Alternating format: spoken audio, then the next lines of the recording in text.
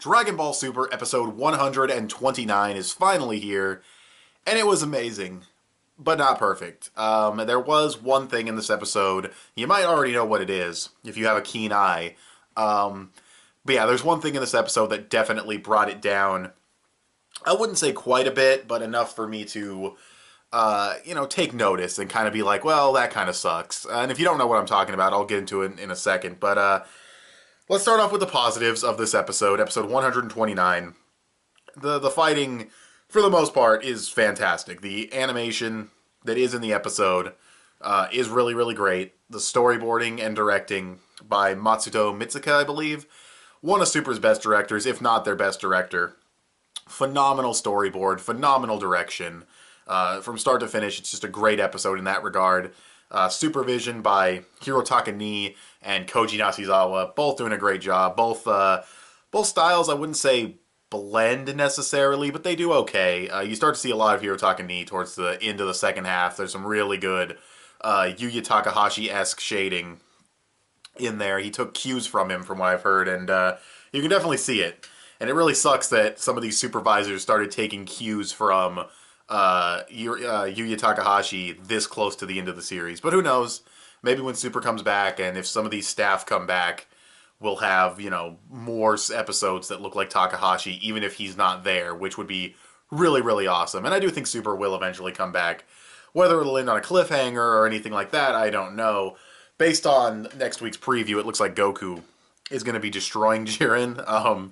Maybe not, but he doesn't take any hits in the preview, but it's only 30 seconds, so it's hard to say. But yeah, the action in this episode, the angles, the cinematography, the music choices, they're all great. It's a really, really solid episode when it comes to all that stuff. And like I said, music choices were good, pacing was good, so all of that stuff, all the directorial stuff, all the technical side of things, for the most part, are good. The one negative to the technical side of things is reused animation. Now, the reused animation does not take up everything. It doesn't, but the fact that there is still this much reused animation this far into the tournament is kind of ridiculous. And now I'm not going to say Toei is being lazy or anything like that. I understand that Super has a very, very hard schedule. Despite improvements being made over time, it's still a very tough schedule. And yeah, I mean, reused animation being, in the early parts of the tournament, even in the middle parts, or hell, even building up to this final battle, it's like, okay, I can tolerate some reused animation if it's done well because, I want the final fight to look really good, and the schedule's, it's hard to do this many action episodes consecutively, so I'm not calling them lazy, but it really does just speak volumes of Super's production, and they're doing a much better job here than in the Future Trunks arc and some of the other episodes where things started to break down. But I really feel like, honestly, I'm just going to kind of go into next week's episode with an open mind. I want it to look absolutely amazing, but I don't know, man. Like, leading up to episode 129, we had some really conservative episodes with a lot of reused animation. The best of them was a solo episode of all episodes by Yoshitaka Yoshima, which had, no reused animation. And, I think the final Vegeta episode where he got eliminated, I don't think that one had any reused animation either, but still, it's these episodes are good, but you're not getting, a ton of really big, explosive episodes. You're getting some conservative episodes with some reused animation leading into 129, leading into 130, and then it's still there. It's still there in 129. You still have the bank animation. It's concerning. I'm not too sure about 130. It looks good based on the preview.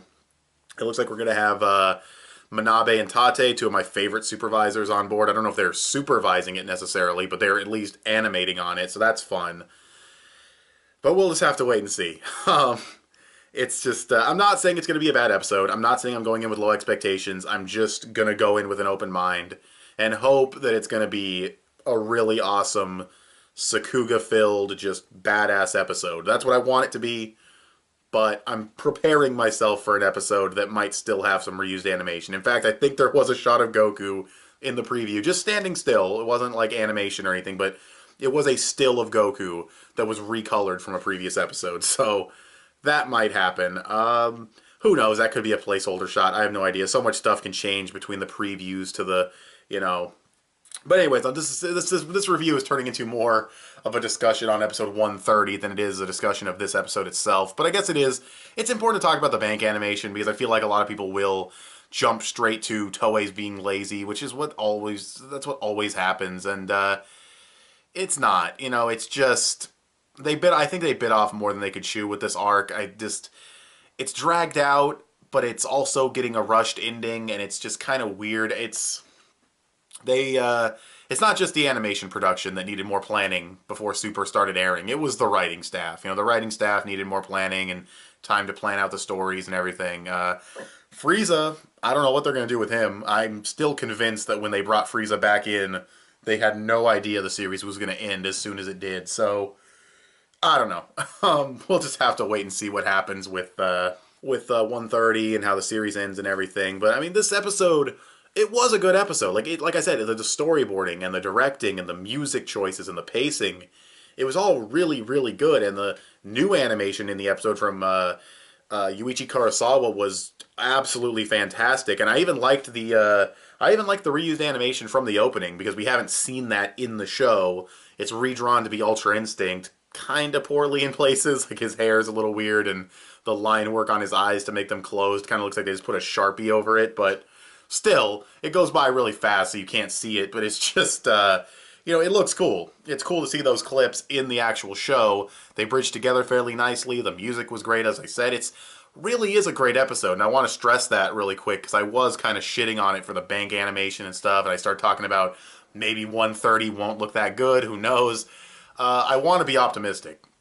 I want to be fair. I don't want to just totally shit on 130 before it comes out. And I don't want to completely shit on this episode because it has great moments.